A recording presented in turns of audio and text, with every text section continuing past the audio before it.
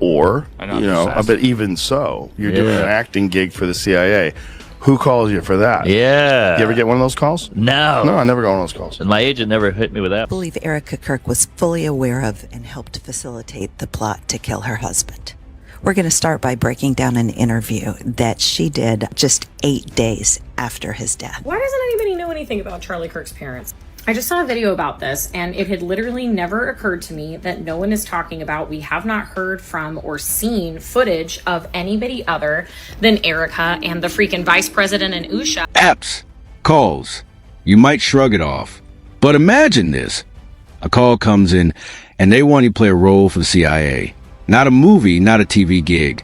Real life. Who makes that call? And who actually answers it? I never did. My agent never mentioned it. But the possibility, it's haunting. And then there's Erica Kirk. People say she was just a grieving wife. But what if I told you she might have done more than anyone imagined? That just 8 days after her husband's death, she gave an interview that changed everything. And here's something that nobody talks about. Charlie Kirk's parents. Not a word, not a photo, not a statement. Only Erica, the vice president, and Usha appear in the narrative. Why? What are they hiding? Then Joe Rogan dropped a revelation that shifted the entire conversation. What he said didn't fade into background noise. It shattered it. According to Rogan, the chaos surrounding Erica Kirk and Charlie's family doesn't look like random events. It looks orchestrated, planned, calculated, so carefully that anyone not paying attention would swear it's coincidence. That level of precision, it creeps under your skin. It makes you doubt everything you thought you knew. And then came the twist that made everyone gasp. The timing. Every critical move, every silence, every public absence seemed to happen exactly when someone close to the truth was about to speak. That's not coincidence. That's strategy. Then there's the infamous eyes. That look, that stare. Every time Erica appears on camera, something unworldly happens. It's unsettling, possessed, malicious. Some would say Rogan had been watching, cataloging, studying, holding his conclusions close until the moment he could no longer stay silent. He sits down with Mark Normand, and from the first word it's clear the gloves are off. No sugarcoating, no careful speculation. Erica is called a psycho. The rumors aren't whispers anymore.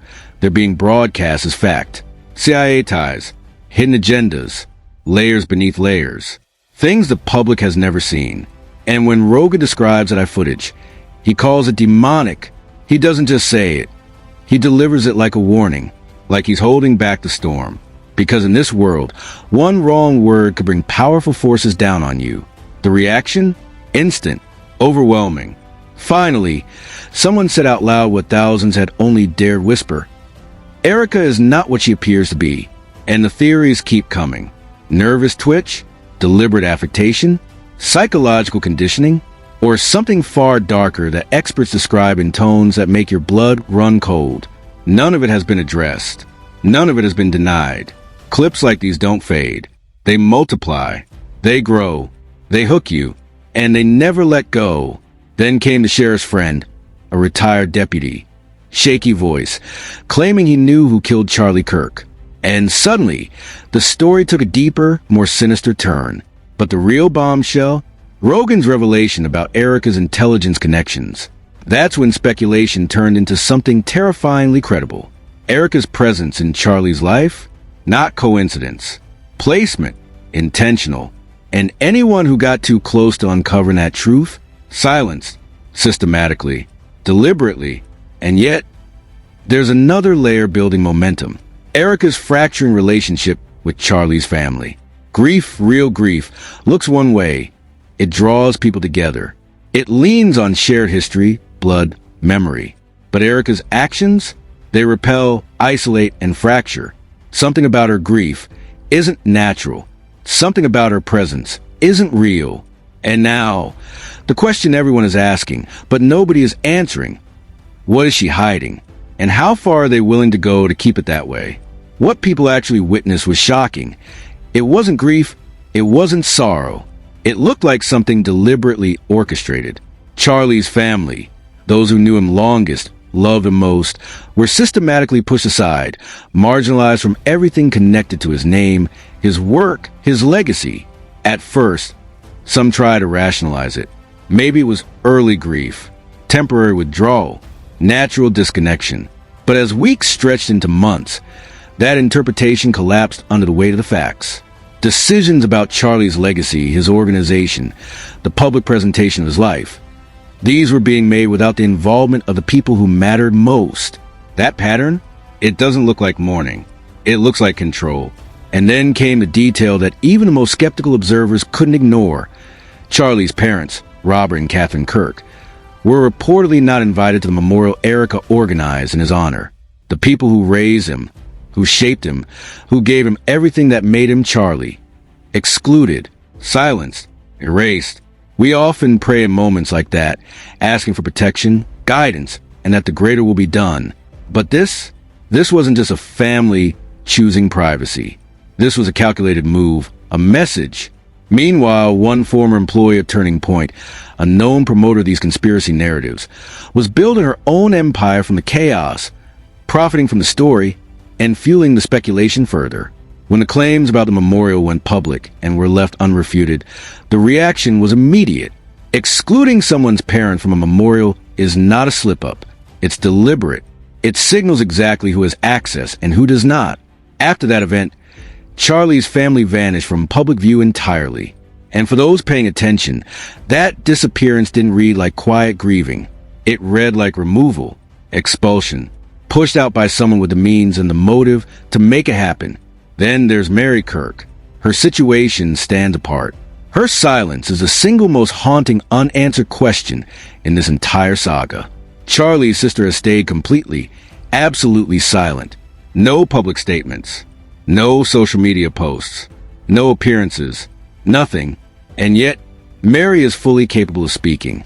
She's an independent art curator in Chicago, far removed from a conservative political ecosystem that might pressure someone into silence. After Charlie's death, she even published a tribute online, acknowledging his teasing, his encouragement, his fire, a tribute that revealed a real, deep sibling relationship, genuine disagreement, authentic voice. Her political views, too, diverged sharply from Charlie's public persona, embracing progressive causes like cultural funding, historical education, and museum work. Her independence made her silence even more conspicuous. Before everything went silent, credible reports suggested Mary was preparing to come forward. She had knowledge of what happened behind the scenes, inside the family, and within the organization leading up to Charlie's death. People were waiting, expecting revelations. And then nothing. Silence. Absolute, unbroken silence. That is exactly where Rogan's timing observations hit hardest. He pointed out how significant moves coincided precisely with the moment Mary might have spoken. The silence wasn't a choice. It felt like intervention. Someone deliberately preventing her voice from reaching the public. And no one connected to the situation has explained why. Then there's the intelligence angle. And this is where the story turns sharpest, darkest, most consequential. Doing a CIA informational video. Acting for the CIA. Who calls you for that? And how do you even get that call? Not everyone does. Not my agent. Not me. Rogan focused on a viral clip showing Erica in what looked unmistakably like an intelligence community production. Before his commentary, the footage already drew attention. After his framing, it exploded. He asked the key question: how does a model or actress get into spaces controlled by intelligence agencies? Access like this doesn't happen randomly. It doesn't happen through ordinary casting. It happens with intent. These environments don't just accept anyone. They have specific entry requirements, background checks, and connections that most people will never encounter. Most people aren't even considered. Erica's team tried to dismiss the viral video as nothing more than a simple acting gig, performance credit, a scripted role. But Candace Owens looked closer and found that explanation completely unconvincing. In the footage, Erica didn't deliver lines like someone reading from a cue card. She was natural, confident, fluent, and astonishingly knowledgeable. At one point, she referenced her mother's real business while discussing highly technical subjects, electromagnetic pulse attacks, power grid vulnerabilities. That level of expertise, that comfort in the language of intelligence doesn't come from a script. It comes from experience, familiarity, and real exposure. Once that observation spread, the video could no longer be interpreted as just an acting credit. People started watching it as a document, as evidence of someone operating in a space they genuinely belonged to, someone with institutional knowledge and a connection no one had publicly acknowledged. And when you place that footage alongside everything else, the distance from Charlie's family, the exclusion of his parents from his memorial, the silencing of internal voices, the disappearance of Mary Kirk at the exact moment she was expected to speak, the anomalies in the documented timeline, it stops looking like a series of coincidences. It starts to look like a coordinated, coherent pattern, deliberately constructed to conceal the truth from the public. The attempts to pressure Joe Rogan after his episode aired added another unmistakable signal. Report emerged that Erica's team reached out with vague but pointed warnings, implying that Rogan could face serious professional consequences if he pursued this story further. Think about that for a second. Rogan is not someone who can be easily intimidated. Anyone attempting to pressure him would need backing from someone with far more institutional power than Erica has shown publicly. That alone has sent speculation about who is funding and protecting her into overdrive. One comment perfectly captured the online mood, circulating like wildfire. Erica Kirk was a CIA and intelligence honeypot and handler for Charlie Kirk. It's a staggering claim, and it's not coming from fringe voices. It's coming from people who have analyzed documented evidence, noticed gaps in the official story, and seen patterns that don't add up.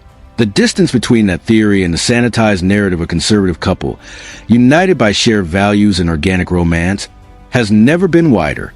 And with every new development the official story cannot explain, that gap only widens further.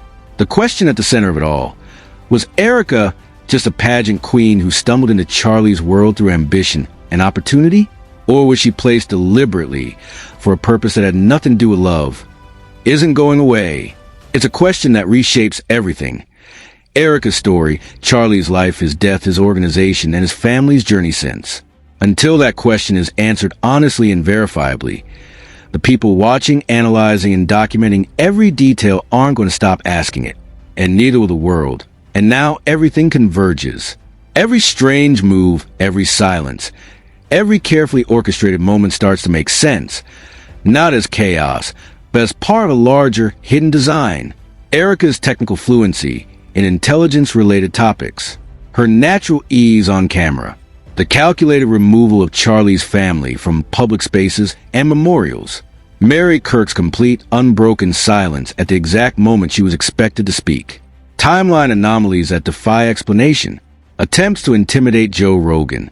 Each piece, on its own, could be written off, but together, they form a pattern too precise, too deliberate, to ignore. And then comes the intelligence angle, the part that turns everything from suspicion into something almost impossible to dismiss. A viral clip places Erica in what appears to be an official intelligence production, operating with the confidence of someone who belongs there. She isn't acting. She's performing a role she was trained for, prepared for, and positioned for, a role that intersects with national security in ways the public can only guess at. When Rogan framed the question, it hit like a hammer. How does a model or actress get access to spaces that require vetting, connections, and a very specific background? That access doesn't happen randomly. That access doesn't happen casually. That access requires intent, planning, and sponsorship. And suddenly, the conspiracy theories that once floated on the fringes don't feel so far-fetched. The claim circulating online that Erica Kirk was a CIA honeypot and handler for Charlie Kirk is now anchored in observable, documented patterns. This isn't speculation. This is pattern recognition, and the pattern is unmistakable. The consequences are staggering. If true, every public appearance, every interaction, every move in Charlie's life and organization takes on a new, chilling dimension. His family's exclusion, his sister's silence, the disappearance of internal voices. These aren't coincidences. These are calculated actions designed to manipulate outcomes, protect secrets, and control the narrative. And yet, the truth remains just out of reach. Erica's public explanation? Non-existent. Transparent denial? Never given. The pieces of this puzzle are scattered across interviews, viral clips, memorial omissions, and timing anomalies. The more people investigate, the more the pattern emerges, and the more it terrifies. The final question remains: was Erica simply ambitious, opportunistic, and in the right place at the right time? Or was she deliberately inserted into Charlie Kirk's life with a purpose that had nothing to do with love? The answer changes everything.